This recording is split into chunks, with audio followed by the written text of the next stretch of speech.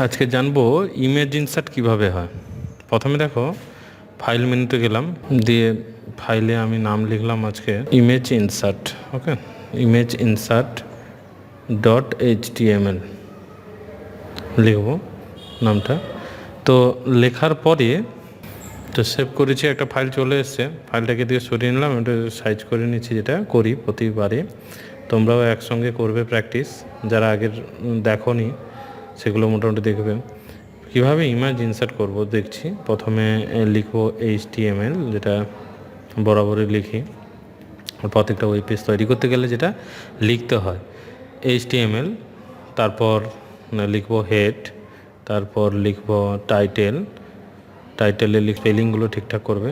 Title যেটা লিখলাম image insert, আজকে ইমেজ ইনসার্টটা করব। যখন ইমেজ ইনসার্টটা লিখছি, তো ইমেজ ইনসার্ট করলাম। ইনসার্ট করার পরে টাইটেল ট্যাগটাকে শেষ করলাম। টাইটেল ট্যাগ শেষ করার পর যেটা করব সেটা হচ্ছে হেডকে শেষ করব, হেড ট্যাগটাকে শেষ করব। সরি, হেড ট্যাগটা শেষই হয়নি, তো স্ল্যাশ দিয়ে দিলাম তার আগে, হেডের আগে গিয়ে দিয়ে এন্টার পরে বডি আসছি। ওকে, তো বডি নিয়ে নেওয়ার পরে আমি ইমেজ পার্টে আসবো, অর্থাৎ ইমেজ নেব। ইমেজ নিয়ে লিখতে হবে আপনাকে, ট্যাগ দিলাম, ট্যাগ দেওয়ার পরে শুরু করলাম ইমেজ, IMG লিখবে, IMG, ইমেজ পুরো লেখা দরকার, IMG SRC, ডবল ইনভাইটেড দিয়ে সেমিকলন শুরু।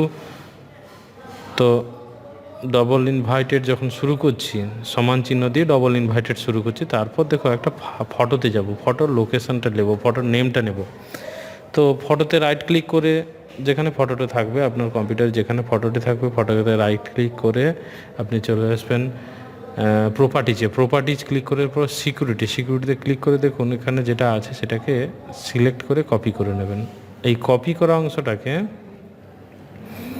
নিয়ে আসুন ইমেজ সোর্স যেখানে লিখেছেন সেখানে Ctrl+V মেরে দিন, অর্থাৎ পেস্ট হয়ে যাবে। ঠিক আছে, তারপর ডবল ইনভাইটেড শেষ করুন, ট্যাগ দিন, ট্যাগ শেষ করেছি, অর্থাৎ এবার বডি শেষ করছি, বডি পার্টটা শেষ করছি, বডি শেষ করলাম। তো বডি পার্ট শেষ করার পরে HTML-কে শেষ করছি, দিয়ে Ctrl+S সেভ করে নেব। তারপর Ctrl+S বা সেভ অপশানে গিয়ে সেভ করতে পারো। তারপর রিফ্রেশ করে নেব। রিফ্রেশ করে নিলে দেখো চলে এসছে ছবিটা। আমি বড় করে দেখিয়ে দিচ্ছি, ছবিটা এরকম বড় এসছে। তো একে আমি ছোট করতে চাই, সাইজ ছোট করতে চাই, কীরকম কমাবো, তার হাইট কমাতে হবে, ওয়েট কমাতে হবে, কীভাবে কমাবো। দেখো আমি এই পেজটাকেও বড় করে নিচ্ছি, পেজটিকে বড় করে নিয়েই দেখাচ্ছি তোমাদেরকে। আচ্ছা, ওকে, ছোট করলে দেখা সমস্যা হবে, তাও আমি বড় করে নিয়েছি পুরো।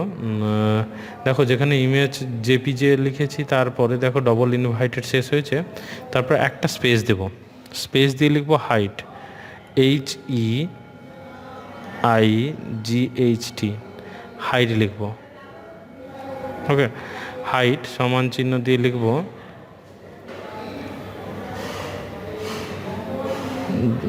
হাইট সমান চিহ্ন দিলাম, ডবল ইনভাইটেড শুরু করব। ডবল ইনভাইটেড শুরু করার পর 200 দিলাম, ডবল ইনভাইটেড শেষ করলাম, স্পেস দেবো, একটা ওয়েথ লিখবো, WIDTH, ওয়েথ লিখে ডবল ইনভাইটেড সমান চিহ্ন ডবল ইনভাইটেড শুরু করলাম, দিয়ে লিখবো 200 লিখছি। ডবল ইনভাইটেড শেষ করছি, ফাইলে গিয়ে সেভ করলাম, ফাইল Ctrl+S করে সেভ করে নেবেন। তারপর দেখুন আমি ব্রাউজার খুললাম, রিফ্রেশ করে নিচ্ছি। ওকে, ছোটো হয়ে গেছে। ঠিক আছে, তো চলুন আরেকবার সাইজ কমিয়ে নিই, দেখে নিচ্ছি। ওকে, নোটপ্যাডে এলাম, নোটপ্যাডে এসে এখানে হাইটটাকে আমি 500 করে দিচ্ছি। ওকে, 500 করে দিচ্ছি, সেভ করলাম, রিফ্রেশ করব আরেকবার, দেখুন কীভাবে এসছে, দারুণ এসছে। তো এসছে ছবিটা। আবার হাইটটাকেও চেঞ্জ করে নিচ্ছি, সেন্টার দেবো, ছবিটাকে মাঝখানে আনার জন্য সেন্টার দিলাম। সেন্টার ট্যাগটা ইউজ করার পরে দেখো সেভ করলাম, সেভ করার পরে